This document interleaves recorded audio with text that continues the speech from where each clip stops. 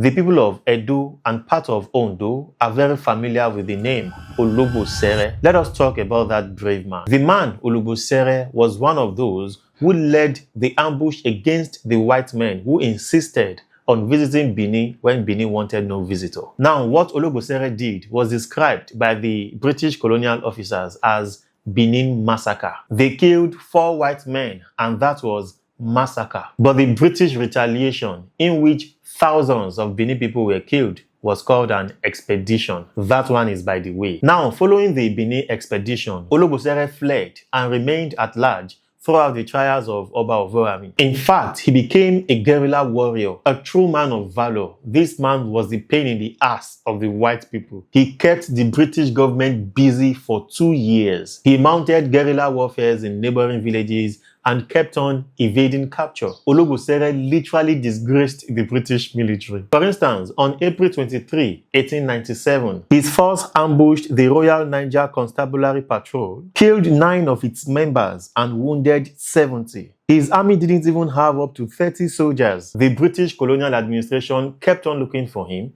and they burned down villages that were uncooperative. They destroyed foodstuffs. They seized livestock. Eventually, Ologbosere was trapped in the bush, and his weak and hungry soldiers betrayed him by giving out his hideout. He was arrested on May 27, 1899, and sentenced to death. He had already been sentenced to death in absentia 2 years ago anyway. And on June 28, 1899, he and his men were publicly hanged to the pleasure of the white man. But valiance never deserted Ologbosere's bloodline. His descendants continued his martial arts tradition. Brigadier Samuel Ogbemudia was Ologbosere's great-grandson. This man also was a soldier and later the governor of Edo State, whose residents are mostly Beninese. Ologbosere is one of Africa's most important symbols of colonial resistance.